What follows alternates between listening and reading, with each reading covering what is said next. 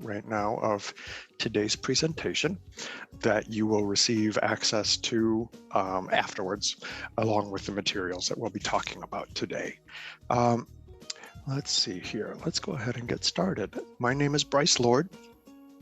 By day, I am the Associate Director of the Helen Bader Institute for Nonprofit Management at the University of Wisconsin-Milwaukee. I am your facilitator here today. I'm also a certified trainer with Candid. HBI and UW-Milwaukee is one of over 400 access points to the Foundation directory online, which you'll be learning more about that in itself here momentarily. But my contact information is there. I'll throw it up again at the end. And if you have any questions throughout or after the fact, don't hesitate to reach out. I'm pretty good at responding quickly, but that's me. We are recording today, as I said, and you'll receive a link to the recording and all of the materials.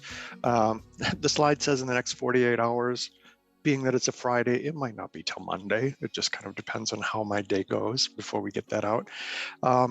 You'll notice that you are muted when you come in. Obviously, we're a very small group today. We've had up to 20, 30 people in these sessions in the past, but I would not worry about muting yourself, since we're obviously won't need to necessarily control a big crowd today, which is great.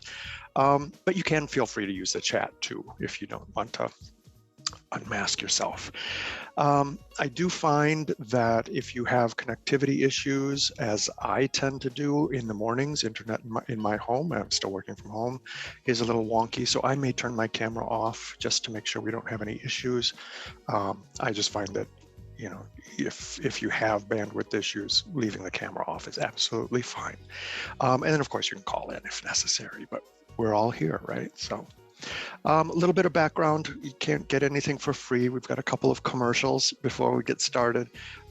Just to give you an understanding of who it is that's presenting some of this information to you. The Helen Bader Institute is actually going into our 20th anniversary this year. We're very, very proud to have been providing nonprofit education and training and support for that long. That was brought about by a call from the community and from the foundation and philanthropic communities and nonprofit leaders that were looking for some assistance. And as we do that in 3 different ways, we focus on education, primarily graduate school, although we do also have a number of non-credit programs. This session, which is a part of our Nonprofit Skills Academy, is certainly a part of that as well. And if you haven't checked out the rest of the offerings right now, I would encourage you to do so. There are more in the pipeline, looking at sort of fundamental hard skills of what it takes to work in the nonprofit sector, as opposed to the much more in-depth work that we do in graduate school. I always have, as an alumni and as an administrator, I have to point out that our Masters of Science in Nonprofit Management and Leadership is now one of only 10 accredited programs in the world in this area of study. And we're very, very proud to have that here in Milwaukee, of all places. Who would have thought? But there's been a lot of hard work that's gone into that seal of approval that we're very, very excited about. We also do a lot of research. We've been doing a study into the effect of COVID on the Wisconsin nonprofit sector. This week, we just launched our first ever statewide nonprofit compensation and benefits survey. I would encourage you and your organization to complete that. The goal is to provide a sort of a standardized report of what compensation and benefits look like in Wisconsin for nonprofits of all sizes. To kind of help drive the discussion of equitable compensation for people that work in the sector. So if you have questions, we can certainly talk about that later. And then finally, community support. And obviously our Skills Academy is part of that, along with a number of other programs that we offer. I like to say that what we offer is the result of just a conversation, and there are many other types of offerings that we can come up with if the need is there, so don't hesitate to reach out. And that's our contact information. You can find us on social media. I would encourage you, if you haven't already, to sign up for our email listserv. There's always some good information about what we're doing, as well as other similar organizations around the state that we like to push out as well. So what is Candid? Bear with me. I'm obligated to read some of this directly to you. I know that you can read, but it's part of the deal. On February 1st, 2019, the Foundation Center and GuideStar, organizations you may have heard of, joined forces to become Candid, which is a 501c3 nonprofit organization. And together, these organizations brought 88 years of expertise and millions of data points to become Candid. Every year, millions of nonprofits spend trillions of dollars around the world, and Candid finds out where the money comes from, where it goes, and why it matters. They believe that an effective social sector is critical for a thriving society, and they believe in the importance of solutions for the sector by the sector. And so with Candid, nonprofits, foundations, donors, and the public can all be on the same page. And they do that through research, collaboration, and training. Candid connects people who want to change the world to the resources they need to do it. And so with Candid, you can find funding with Foundation Directory online and search over now 165,000 funders and over 16 million grants, and increase your visibility with the funder community by creating and hopefully maintaining your GuideStar nonprofit profile. You can also continue to strengthen your nonprofit by participating in Candid learning trainings like this one to move your fundraising skills to the next level. So we want to thank you for being a part of Candid's learning community. We recognize that this may be a challenging time for many, and with that, Candid has shifted a lot of its key learning components to a virtual format.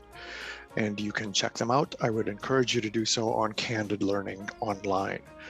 And they've also invested in providing the social sector with resources they need to make informed decisions about today's most pressing issues. And I'm putting in the chat the links that you see on the slide here. You're welcome to check them out. They'll also be included in the email you get. These are resources that both Candid and HBI have put together in response to COVID-19 and some of the racial equity concerns that we've been struggling with as a nation. So with that, I would encourage you to stay connected by signing up for the Candid Learning newsletter. You'll hear about virtual training sessions like this one, as well as others all around the country that some of these 400 some partners of what we call the Funders Information Network are offering. So with that, let's get to why you're really here. The Foundation Directory Online. Welcome. The FDO is basically a research tool that has been produced by Candid, which was, as I said, formerly known as the Foundation Center. And in today's session, we're going to cover how you can use FDO to find funders for your nonprofit work. And when you're finished, you should be able to, first of all, explain what it is, identify your needs before you start searching in it, and to find grant prospects with what we would refer to as a project-based search, and then decide if those prospects are a good fit for your needs. We're also going to cover where you can access FDO and how to get help if you need it.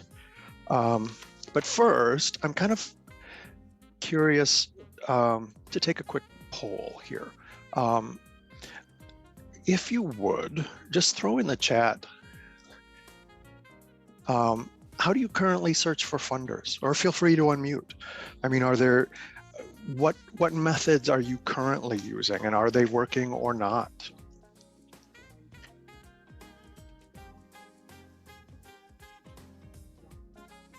There's only two of you. This is Jenny. I don't I'm currently search for funders. I guess I work for UW-Madison, and I also I'm going to support 4 nonprofits. Okay, So I do have a nonprofit that I'm affiliated with, but it's more that I'm just interested in how to help other nonprofits. absolutely, certainly. That's good. So, well, then we'll just kind of continue then. Um, one of the things we like to point out is that if for those nonprofits that search, for example, using the internet, it's important to understand that less than 10% of foundations actually have websites. So, not even Google is going to help you find a foundation website if it doesn't exist, right? So you're left with gathering clues from news clips and, other organizations' donor lists. Um, if you're looking through RFPs, and just to clarify, RFP stands for a request for proposal, less than half of 1% of foundations actually publish their RFPs because they're not required to do that. And so this isn't necessarily a comprehensive way to understand foundation giving. And, we love GuideStar. Obviously, Candid loves GuideStar, but its profiles aren't designed for, they're designed for transparency, not analysis. So you won't always find grants data or application guidelines or other information that can help in your grants research. And in order to find 990s, you first need to know a foundation's name. Some other drawbacks are that they only show 1 year's worth of grants, so you can't see trends. And they also have a lot of unnecessary information for this purpose, and they're usually not searchable. So how do you find all of these potential funders who don't have websites or publish RFPs or any of this, but are giving grants every year for work like your organizations are pursuing, by using the Foundation Directory Online? It's a searchable web-based tool that lets you find funders faster so you can spend more time building those relationships with the funders. It's got a very rich data set on US and international philanthropy, and it is unsurpassed in terms of scope. It has more than now 165,000 funders, over 1 million recipient organizations, and they're tracking, I think I said before, 16 million grants, and they're adding over 4 million a year to add to the overall analysis process. And the normal funder types that you'll find can include private foundations, community foundations, public charities, corporate giving programs, federal agencies, and as I said, foreign grant makers as well. It is also unsurpassed in terms of depth. It has detailed profiles of, as you can see, funders, grants, recipients, and for-profit businesses that have giving programs. And in a few minutes, we'll go through all of that and show you what I mean. And then finally, in currency, it is updated daily with profile changes and new grant records. And even more than that, there's currently more than over 1,000 funders that send their grants data directly to the FDO so that grant seekers can access that information that much more quickly. So, and there you are. Those are some of the source organizations that you'll find in there. And for the majority of funders, the FDO data does come from the Forms 990, but it also uses a variety of other sources to sort of inform and flesh out its profiles, as we see here. So we're not quite ready to start yet, but before we start searching, I want to make sure that we have a clear idea of the project you'll want to fund. It makes your research that much more focused, and you'll also get a bigger variety of prospects if you can think of different ways to describe your project. And so here are 3 questions to kind of help you brainstorm these different descriptions. Who are you serving? Who are they? Or where are they? I'm sorry. And what are you doing for them? So for today, once we get into FDO, we're going to kind of start with a scenario. So let's pretend we have a Title I elementary school here in Milwaukee, and it has an after-school program that'll teach kids how to choose and prepare healthy foods and how to exercise through play. So we want to do this because, you know, we're horrified by the skyrocketing rates of obesity and diabetes and general lack of fitness among the students. So using these 3 questions, how can we, you know, what are some descriptions we can come up with? You know, who are we serving? We're serving children, elementary students, maybe low income, maybe specific minorities or genders, maybe it's an all-girls school, maybe there, you know, different ways to define who we're serving with this work. Where are they? Milwaukee County, maybe they're in a particular area of Milwaukee, Wisconsin, Southeast Wisconsin. There's a number of different ways we can look at location as well.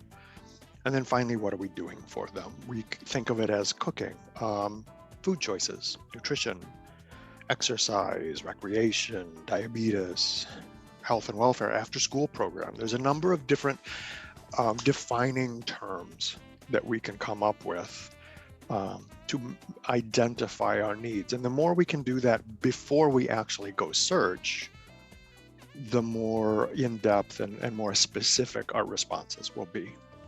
So, you know, in just a moment here, we've come up with a number of different ways to describe this particular after-school program. And so I would encourage you to kind of think like that and do your pre-work before you actually get into the database, which we're going to do now.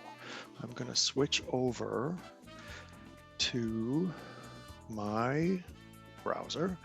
And when you click onto the home page, you should see something like this. Now, I do have to kind of offer a bit of a disclaimer here before we get too involved. And I realize I still have the music playing. I'm just sitting here enjoying all of this, but that's really distracting. And I was just going with a groove and didn't realize I forgot to turn it off. Sorry. So normally, under normal circumstances, when we're all face-to-face, the Foundation Directory online access points are face-to-face. They there are a total of 8 different access points in Wisconsin. UWM, as I said, is one. UW-Madison has a point. Marquette here in Milwaukee. Also, there's, like I say, 8. Most of them are in public libraries. However, when everything went askew, obviously those access points stopped operations. And Candid worked to come up with a workaround and provide online access. It does have its limitations. And they've also had to make some changes to that recently because their original search ended up, or their original offering ended up catching the attention of bots and all of that. And it just got kind of messy. So long story short, the access you will get, and if you haven't registered with HBI, we are providing an online access point for you that you can log in and create your own profile. The limitation is that it is only good for 24 hours a month. And when I say 24 hours, it's a consecutive 24 hours. I would love to be able to say it was just 24 hours throughout the month, but that unfortunately they haven't been able to navigate that within their own IT issues. And so you get a 24-hour window every 30 days or so, and it notifies you when your next 30 days is here to access what we're going to go into. So I just wanted to kind of offer some of that. You do have, frankly, what you do get when you're in FDO is better than what they did before, because there were a lot of limitations before with the online offering. But just to let you know, there is that time constraint, which is partly why I wanted to talk about the project-based search. So you do all of that work ahead of time so you can maximize the window of opportunity that you do have. So with that, you will get your information. You can set up your login. I am using, if it'll ever load, what if you see up on the upper left-hand corner, the Foundation Directory Online Professional. There are a number of different platforms, and I am going to actually put a bunch of documents in the chat for you all to download. These are some of the pieces of information that you'll also get in an email, but you may find that some of this stuff is going to be useful as we go through. So you get to, now we can start with the FDO. You get here to FDO, and you'll want to click on, let's see, we'll start here with find funding. Regardless of where you are in the website, remember the find funding tab up here at the top. It will take you to this search bar, and that's going to be the most important piece of what we're looking at. There's more here on the home page, but I just want to point out that this is always the way to get back to the beginning if you ever get stuck. So let's see here. When we get started here, let's just start with a short and simple description of the project we talked about.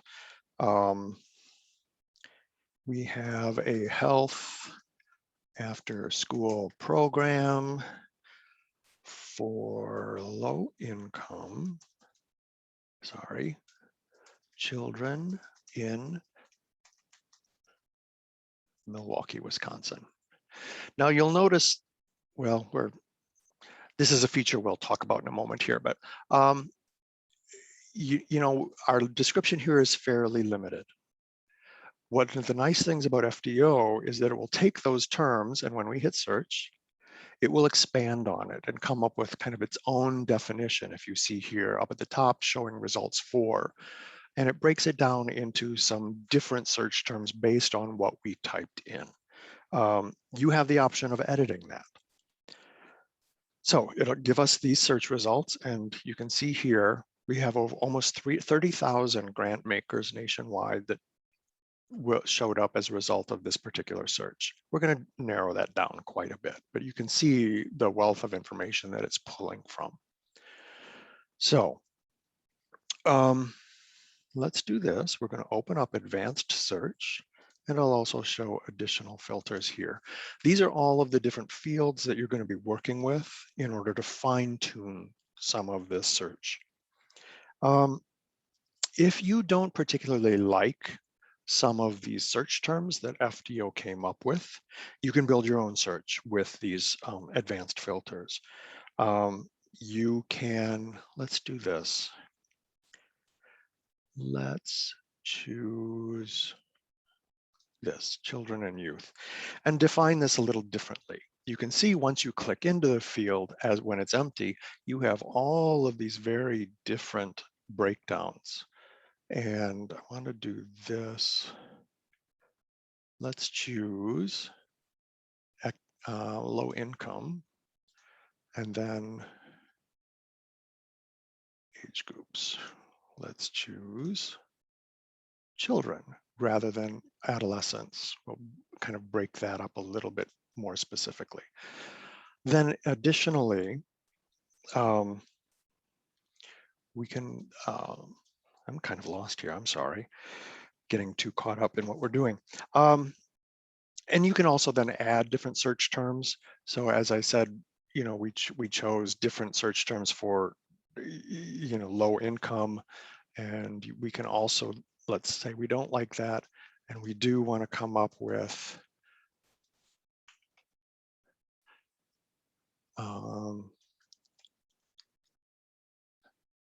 economically disadvantaged instead. We'll call it that. You can click on a field and, you know, sort of browse the different search terms, and then as I showed you, click on the arrow below it to see how it breaks down. I do want to point out, you'll see above a couple of these fields, this matched any link. By default, FDO will cast a really wide net for funders, so it'll return results with just one of your subject terms. If you want to limit your search, change it to match all, and the results have to correspond to all of your subject terms. So we see we've gone here, we have almost 30,000 funders. Once we've changed this to match all, let's search again. And it dropped tremendously down to 4,000. This is actually still pretty broad, but you can see that it has changed. We actually haven't even looked into the location here. For some reason, it didn't show up. Let's use Milwaukee County.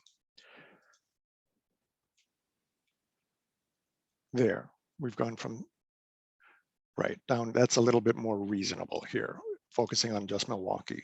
331 grant makers. If we choose match all, that should drop down to the single digits probably. Oh, 28, still better, a little, but I also think this is probably going to be much more useful.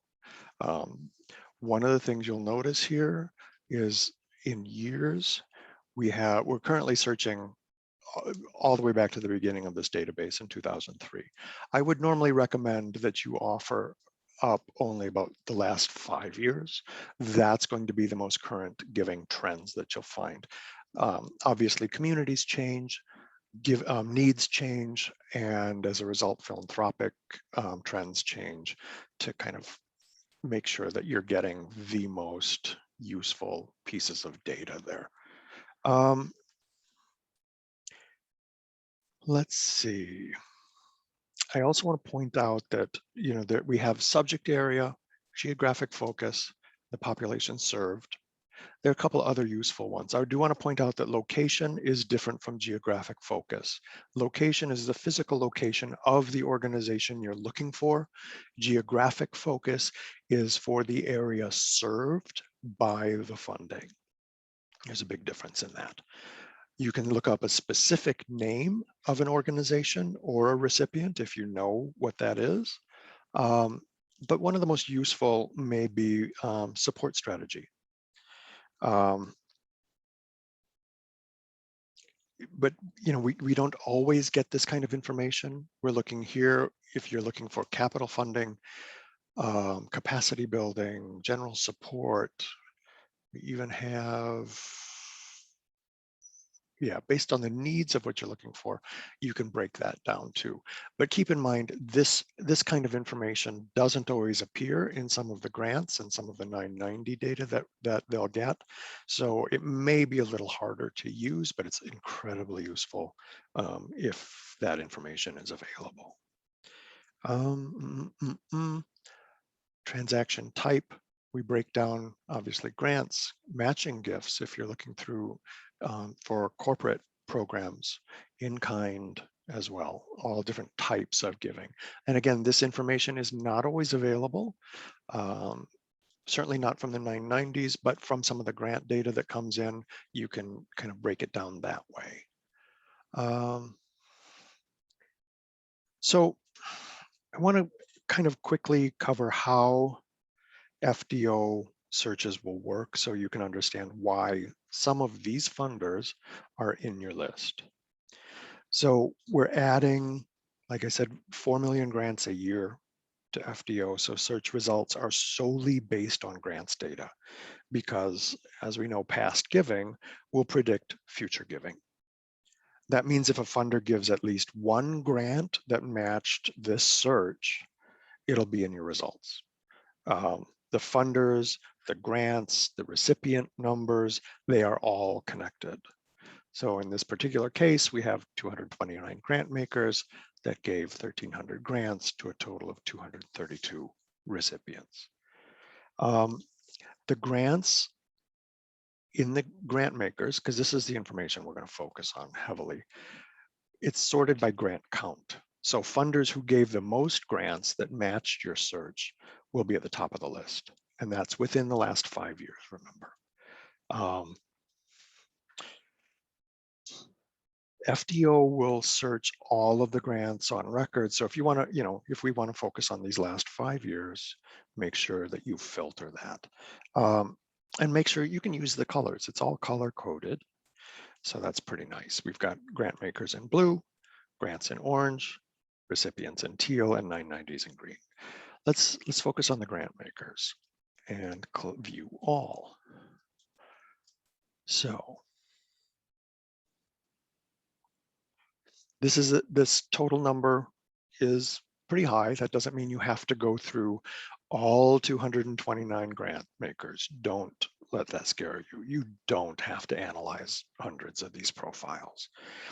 You'll notice as you scroll down this first page, the numbers drop pretty significantly down to the single digits and down into even, the smallest numbers, even within the first page. It drops pretty dramatically. Focus more on the funders who gave many grants to the work like yours. Let's, save the rest for later, or frankly, just ignore them completely. Instead, perhaps try a new search using these other descriptions that we've brainstormed on and get potentially a totally different set of results.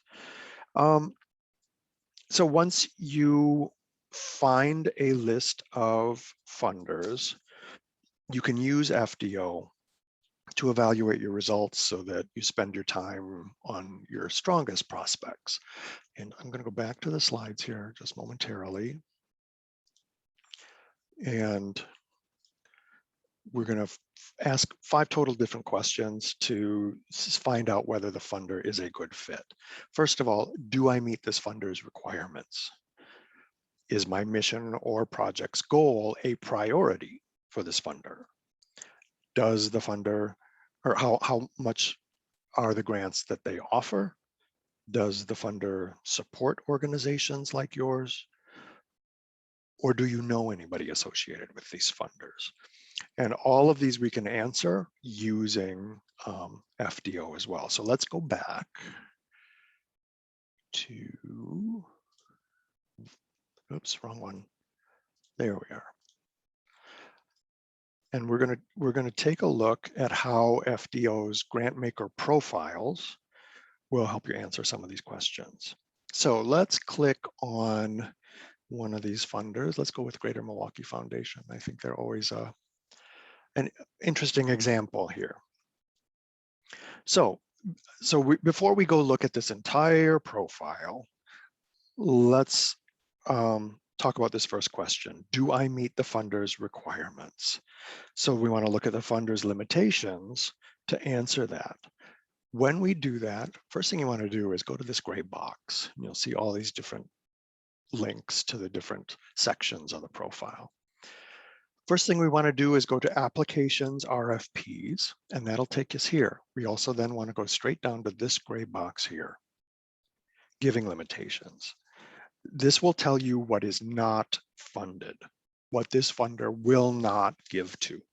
And you can see right away if there's anything there that immediately would disqualify you. It's primarily giving Milwaukee, Ozaukee, Washington, and Waukesha, no support for C4s or C6s, no support for general use of churches or religious purposes, except for their donor advised funds, and so on. And so you can look in there and find out immediately if you qualify, right? Common statement that you're going to see here, especially for some of these smaller foundations, is applications not accepted. And if you see this, keep reviewing the profile. Don't stop. Don't reject a funder before you've looked at how much they might have in common with you. This funder is in your results because it gave grants that match your search. And that means it's actively funding your kind of work. Many of these foundations are willing to consider new applications, but they list applications not accepted as a way to limit the number of proposals they receive. They're using other methods to learn about possible grantees, often because they're too small and they don't have the capacity to review a huge flood of applications. chances are you may have a personal or professional contact who can help you meet people at the foundation. Networking is the most effective method to get on any funder's radar, whether or not it accepts unsolicited applications. Um, and after using the who's who section, you might be surprised at the connections you find. We'll get to that shortly. Once you determine if you meet the funder's requirements, then our next question that we want to answer is my mission or project goal a priority for the funder? These colorful charts here at the top of the profile will tell you very quickly the trends for the funder's last 5 years in grants in terms of subject, location, and grant size. Use the purple section to see if the grant maker's highest priority subjects of giving correspond to your mission or project. And you can see here that they have given almost $100 million in community and economic development and so on, listed in priority of the amount of giving. Then we also will look at the blue map. The darkest states in the blue map are going to tell you where the funder gave most. And if all the states are shaded, the funder gives nationwide. Obviously, darkest is here in Wisconsin, with funding all over the nation. This is probably largely due to the Greater Milwaukee Foundation's donor advised funds, where donors are passing money through the foundation to give for very specific and personal reasons. How big are the funder's grants? You want to ask for an amount that fits the funder's giving range. You don't want to ask for a $100,000 grant from a funder who usually gives $10,000 for your work, or vice versa. So this green chart will show by volume the size of the funder's grants, and it gives you an idea of sort of what the typical grant size for this funder is. Now, most of these here you'll see are under 500,000. And those numbers, as the amounts go up, the volume quickly drops, as you can see. So then we've answered your mission. Is your mission or project goal a priority? We've looked at how big the funder's grants are. We also want to check out this orange grants section for more detail on the specific grants. If you started with a project search like we did, the funder profile will show only grants that matched that search and the most common grant amount for those grants. This is based on many years of grant giving. This means that you don't have to go through 990s with your highlighter, and you can look up a foundation with no subject area or geographic focus. And if you do that, you're going to miss out on some of this important level of detail. The grants section can also help answer that fourth question, which is, does this funder support organizations like yours? Part of figuring out how much to ask for is to look at the types of recipients. Clicking on this orange View All button will help you see if smaller organizations like yours have gotten grants. Now, this is automatically sorted by size, right? I'm sorry, I'm wrong. The little down caret here tells me it's sorted by year. Giving trends, you can change that amount, change that sort. You can see the largest grant ever given to this particular cause was $250,000. We'll resort it to see much smaller gifts as well.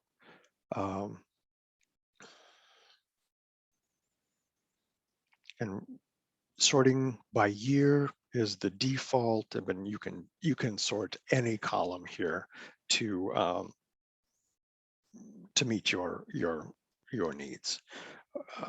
But that's a way that you can, there's a good chance that who in your community is doing the same kind of work. And so you can look up those names and find what sort of gifts this particular donor has given to similar organizations. So let's go back to the grantmaker profile, and I'm gonna go back. Come on, I did many sortings here. There we are. And we'll answer that final question. Do I know anybody associated with the funder? As I said earlier, networking, quite frankly, is the most effective method to get on any funder's radar. You can find potential connections to grant makers right here. In this gray area, there is a list of who's who. This information will tell you the board and the primary staff. I can tell you right now, this is not current. GMF has not updated their profile, shame on them, but some of these people are no longer a part of it. You'll see here that there is also a feature, and I've looked so many different times to try and find a Wisconsin foundation that uses this feature to show to people, and nobody seems to do that. But in a perfect world, all of these profiles also have a link to their LinkedIn profile, right? And they would have a little blue icon like this one right next to their name. And so if you're logged into LinkedIn, clicking on that icon will then take you to the person's name and show you how your network connects with theirs. And if you don't have a direct connection with anyone on the board or staff, you can see who in your network can provide you with that introduction. In lieu of the fact that we don't have this, this is still a great way to kind of find those contact people and go the extra step to look them up in LinkedIn on your own. It is just a little bit more convenient when they have this information here to make that one-step connection point. We're going to go through, let's go through this whole column here and explain some of these other sections. The About section contains the purpose and activities, the background, and the program area statements that the funder then provides. And usually you will find a lot of this on their websites, but it's kind of nice that it's all here in one location. These are the primary 7 areas of giving, as well as the history and mission of that particular funder. Applications and RFPs, we went here to look at the giving limitations, but you'll also find guidelines, deadlines, initial approach suggestions, all that when that information is available, it'll all be placed here. Read this very carefully. These application guidelines are possibly one of the most important steps. Follow these instructions to the letter to the best of your abilities. And if you're not sure what they mean, call them up and ask. Not following these instructions can quite literally cost you the entire grant. You might have everything right, but if you haven't followed their rules, you may lose consideration altogether. As I said, if you have a question, contact them. Ask for information, ask for clarification. It's their business to give out money. And by making sure that you understand what they're asking for and their process, it's going to help them in the long run. And for that matter too, it could be that if something is not clear on their website or in the application information here, you're letting them know that they need to clear it up a little bit to make that more accessible. To do that, you can look in the communication section and find different ways. There are a couple different things. There's social media, communications links. There's also all of their contact information here as well as a number of different source materials that FDO has compiled through the internet, through news searches, and so on. You can see all the different news items that are here about the Greater Milwaukee Foundation. I would recommend when we get down to the social media section here, follow all of the channels owned by your funding prospects. You're going to learn a lot about them, like funding announcements, personnel changes, their views on effective social change, and a lot more, all of which can help you tailor your ask, tailor your grant proposal to their interests. Before we move on, are there any questions about how to use the grantmaker profile to decide if a funder is a good fit? Any questions at this point on anything so far? I think I'm doing good, but thank you. Sure, great. So now we've got all of this information, but it's here on FDO, and we have to go back to the office because we have, a 24-hour limit on what we can do. What if you want to save the funder's information to share with others or review later? So up here at the top, you'll see this tools box.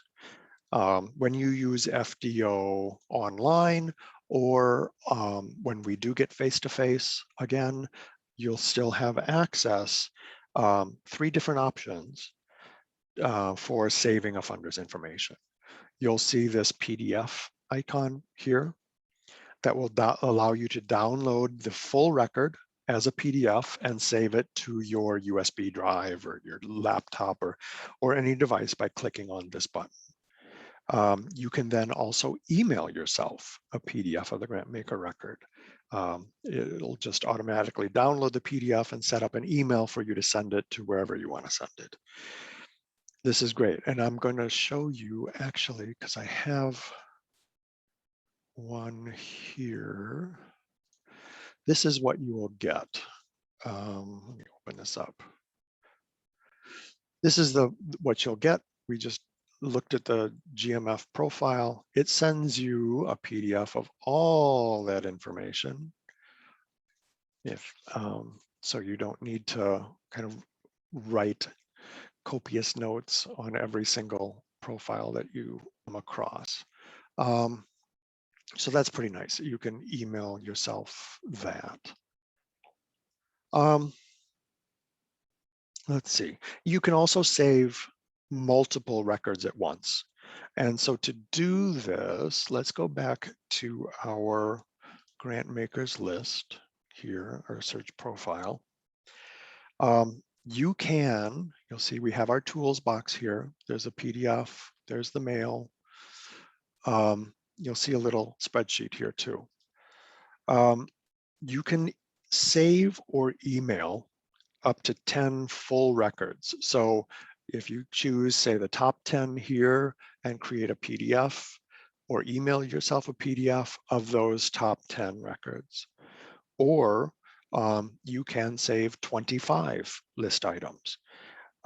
You can choose the top 25 and export them to a CSV file. However, it won't have all of the fields you'll see in a full grantmaker record.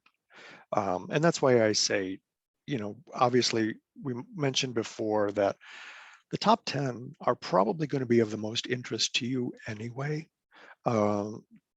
Although this is pretty much what you're going to get on the 25. What you see on the screen now is pretty much what you'll get in that CSV file. But I would, like I said, the full profile for 10 organizations here on your search list is probably going to be a lot more useful to you that way. Let's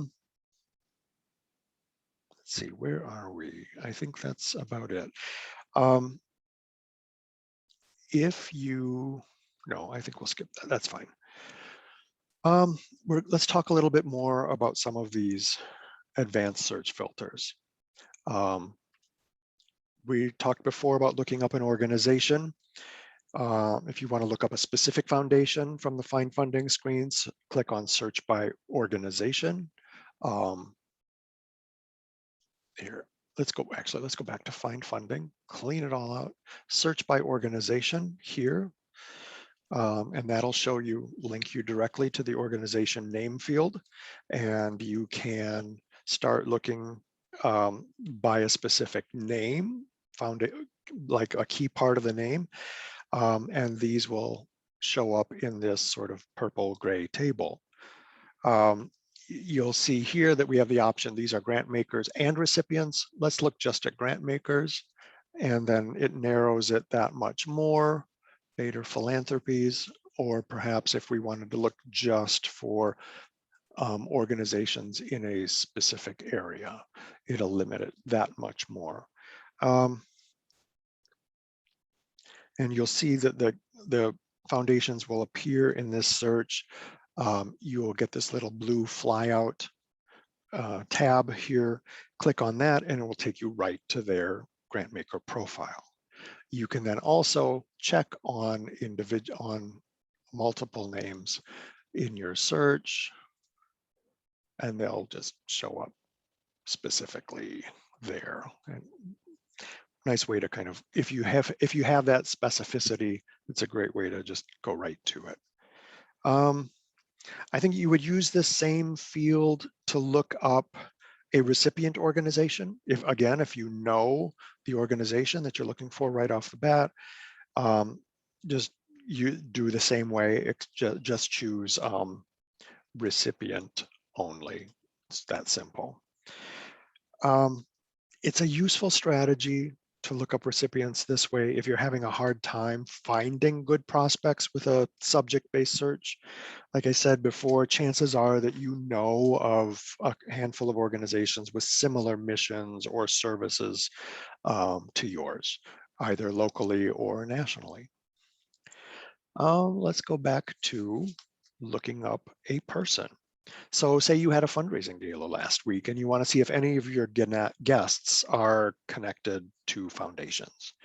We're going to click search by person and it takes us to the who's who field. You're just going to want to type in that person's name. And I know Maria because she works at Bader Philanthropies, our namesake funder here. And it will give you that person and it'll show you all the foundations and grants and that she is associated with. Obviously, Maria's been at, if you don't know her, she's been at Bader Philanthropies for decades. And so that's pretty much the only key search that shows up here. I want to talk to, let's open up all of this again. We've covered subject area, geographic focus, population served, who's who, location, organization name. We talked about support strategy, transaction types, EIN. If you know the federal ID number of an organization specifically, it'll take you directly to that. Organization type, if you are looking for corporate giving programs and so on. These are specific types of funders that you will find in FDO. The one thing I want to talk specifically about is keyword. I want to warn you about this field. Use this only if you're looking for a specific word or phrase, because FDO will return records that contain only that search string. So for example, if you do a keyword search for disabilities, plural, FDO won't return search records with related terms like disability, singular, or disabled, and so on. Funders will use a variety of words to describe the same kind of work. And so using the use the find funding search box instead, and this will allow you to capture most, if not all, of those different variations in your results. So just want to make sure that you're really aware of, not that I wouldn't recommend using this ever, but you have to be, it's for very, very specific search terms. So with all of that in mind, any questions about the database itself and how to use it? Anything that you noticed that we were looking at that you're like, oh, hey, what was that? Anything like that? Actually, this is a good, No, I don't have any questions. I'm just kind of listening along. That's all right. That's great. There is one other feature. Let's do this. Just see if I can get a good sample of funders to choose from, because there's one feature that people usually ask about that I just want to point out. And of course, they're not going to show up. They're not going to show up in any of the searches I've done. Oh, actually, I know what it is. It's not in the grant makers, it's in the recipient organizations. You'll see they have these, that's where it is. They're labeled bronze or gold. There's also silver. These are awards for transparency that are given out by GuideStar, organizations that have completed certain requirements in their GuideStar profile, are given different types of, different levels of transparency recognition, so that funders as a rule do tend to love the kind of transparency that recipient organizations can provide in terms of where their work is, where their funding is going. But I think that this is, it all connects to a different database essentially, but I just want to make sure that we clarify that. What we're looking at here is a recipient profile. These are for the recipient organizations for funding. We don't go into them too much, but as long as we're here, I do want to point out there's a lot of similarities. What kinds of organizations are giving to a particular recipient organization? Where are they located? How big are the average grants that they get? And we find out here, again, the grant history, funding interests of where this, or well, in this particular case, UPath is also a funder, but receives a lot of fund. It's a pass-through organization for the performing arts here in Milwaukee. Funding interest, financials, all of their 990s going back. This is why they have a award for transparency, as well as contact information. But I want to make sure to point that out. So with that, we're going to go back to our slides, kind of start wrapping things up here. So where can you find FDO? Now, obviously, for the next year, you'll find it on your desktop. In a perfect world, here at UWM, you'll find it in our library. You'll find it in the Marquette University Library in Milwaukee. Fox Valley, I believe Lawrence University has accesses, a number of places. As I said, there are over 400 partners nationwide, and you can also subscribe on your own just for future reference. For 2021, if you haven't already, I would encourage you to check out HBI and register for our online access. To my knowledge, we are the only one that is providing this in Wisconsin right now. So definitely look us up. And then finally, where can you get help? There are a number of places on the FDO website. There's a drop down to take you to the quick guide, help articles. I would strongly encourage you to check out their YouTube videos. They're great. They break it down piece by piece in separate videos. A lot of information there. And then person-to-person assistance. Obviously, when we're face-to-face, the library staff is there to help you. I'm here. My contact information will be coming up again in a moment. But on the website too, there is a chat feature and an email feature that will get you directly in contact with Candid staff. All right, so that pretty much wraps up what we've got. I do want to point out that there are a couple things coming up. Our next course is actually on Monday, an introduction to finding grants, where we talk about a little bit of this, of what we covered today, but we go a little bit more in depth in sort of that whole analysis of determining what grants are going to be most useful to you. I would encourage you to check out Candid Learning, which is a fairly sizable website with all kinds of resources. Our Nonprofit Skills Academy. We also aside from some of our candid materials, there's sort of homegrown content from some of the UWM faculty. We are currently offering a self-paced course completely online, looking at financial crisis budgeting for the most part, that gives you tips and tools and templates to work out organizational budgeting skills in times of uncertainty like now.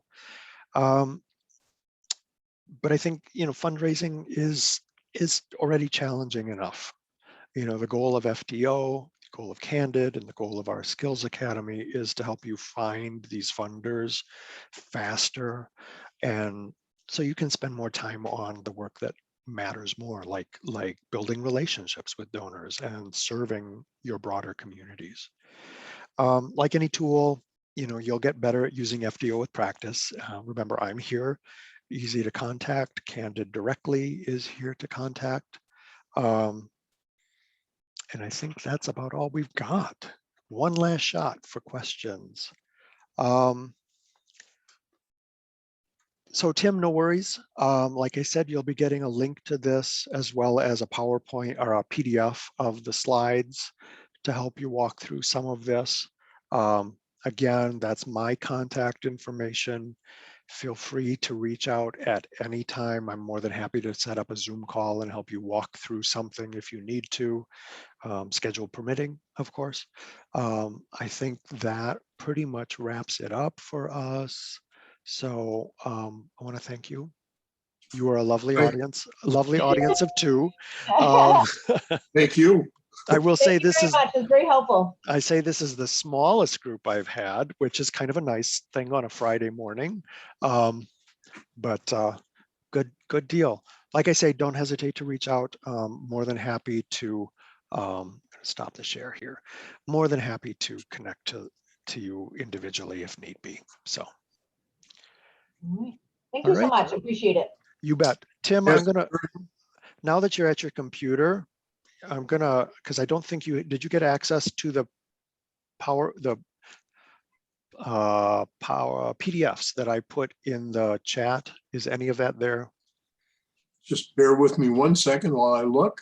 Sure. Unfortunately, no. The only information I don't have anything there. Sorry. That's kind of what I thought, because I think once you when you come in, you don't get anything that was there before.